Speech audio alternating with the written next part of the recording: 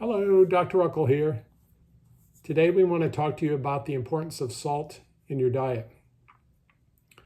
We are going to differentiate between highly processed land salt and minimally processed sea salt. Most of us have learned that salt is problematic for us, secondary to the fact that can cause edema or swelling in the body, contribute to high blood pressure, among other problems.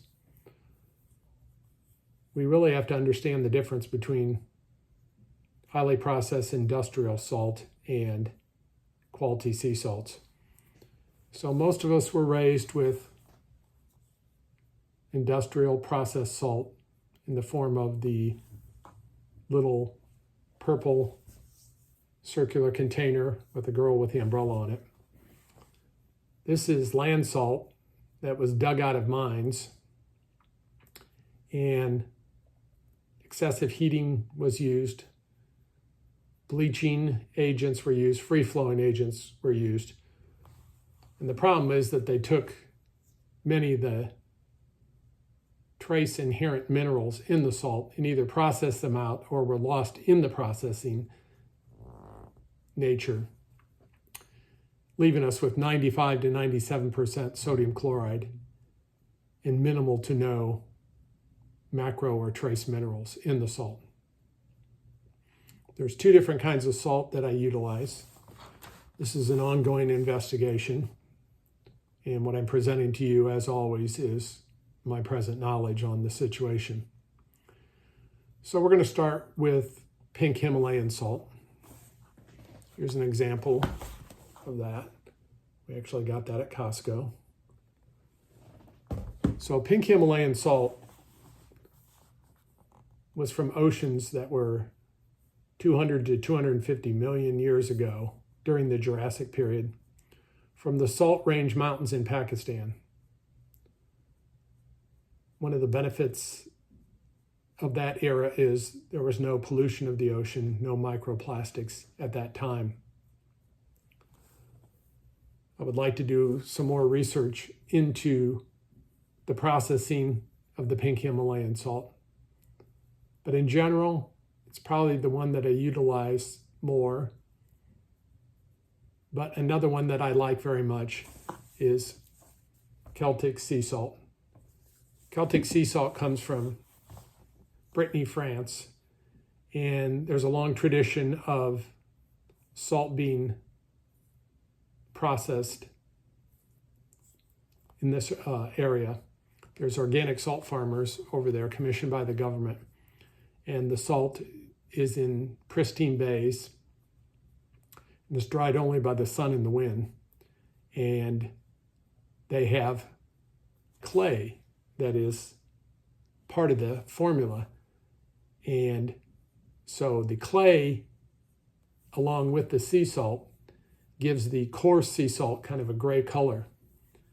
And there's mineral components in there that comprise 84 different trace minerals, sometimes into parts per billion. So this is nature at its finest, balancing a perfect mineral profile for us. When we were a baby, we were in the mother's uterus, and we were in a fluid called amniotic fluid. And this is basically a saltwater type fluid. So it bathed us while we were developing. According to evolutionists, animals crawled out of the ocean and came onto Earth. So our origins were originally out of the ocean. So one of the things that I like about the Celtic salt is that it is rich in magnesium. So the salt is moist. There's actually something called mother liquor or bitterns in it. So you can tell a good salt by the nature of this moisture. I took this out today, and actually it's got rather large holes on one side. I went to shake and it wouldn't come out. I had to use the thicker side, but that's secondary to the fact that it's still containing that magnesium. And magnesium is an essential mineral for muscle function, heart function, many different functions inside the body.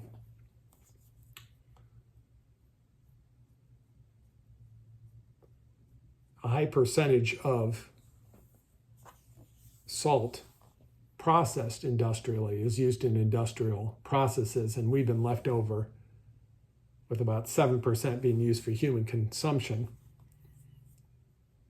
But again, we are getting shortchanged on the quality of salt and its medicinal effects if used properly.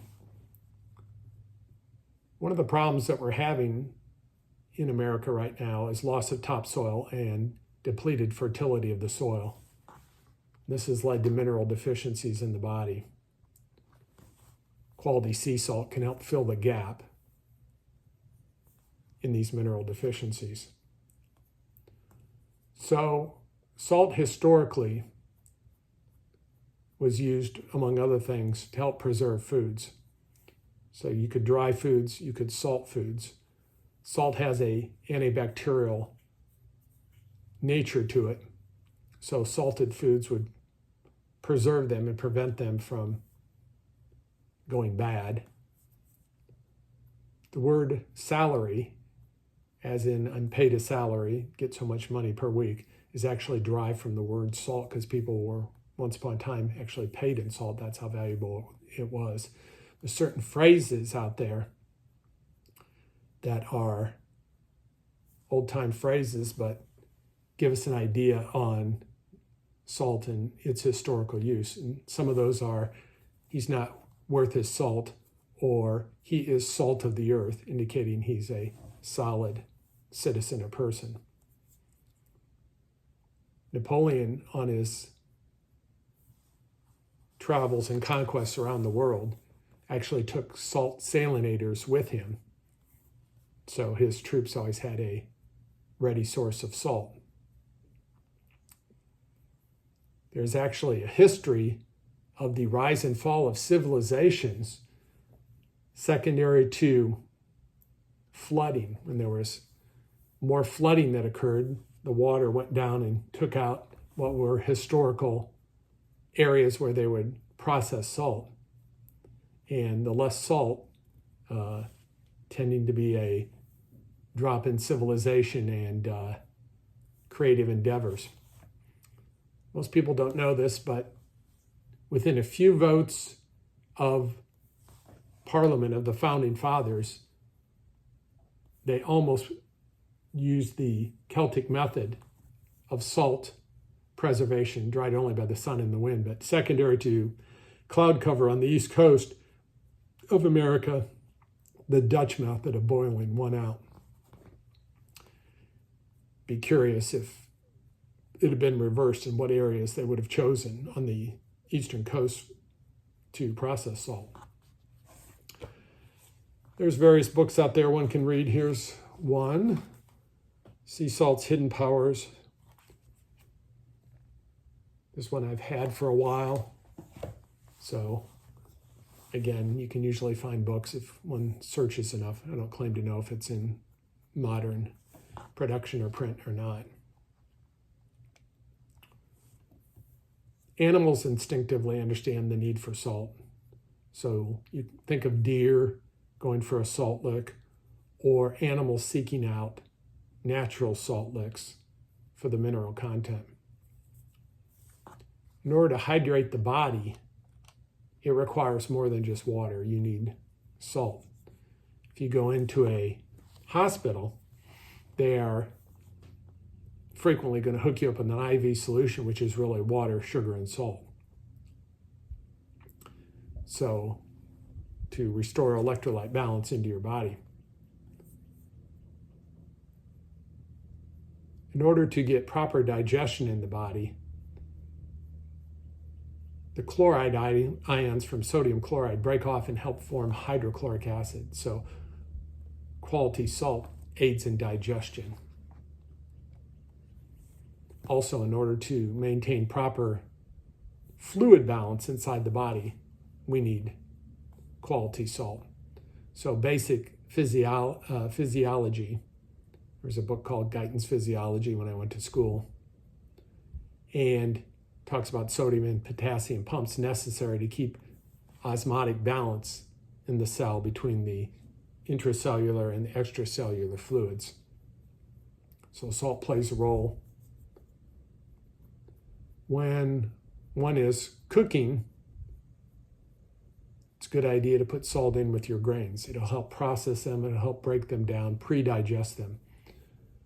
Try it. Here's a good one. Take an apple, cut it up, put some sea salt on it. It pops the flavor. You can put a little sea salt on some cut watermelon, tomatoes. These are things, that can enhance the flavor, makes the flavor pop. Cook your vegetables with quality sea salt. Again, it helps bring out the mineral content, aids in digestion. So I want to give you a recipe for what I call natural Gatorade.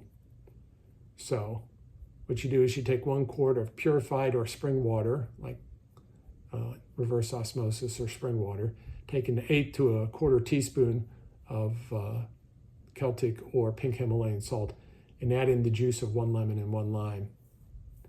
You'll have a healthier version of that type of electrolyte drink. I found salt so valuable that I have a natural first aid kit. I put it in there. I put it in both our cars for when we travel, and when I'm playing athletic endeavors like pickleball, I've got little packets of salt in little plastic bags, and taking them between matches along with drinking water or fluids aids in hydration. This is a subject well worth jumping into and understanding. It's a simple thing, yet it can be very critical for our health, and some people are on no salt diets without a full understanding of the benefits of what we call real food salt. So I suggest looking into this further and seeing the benefits that can be accrued for you. Thank you.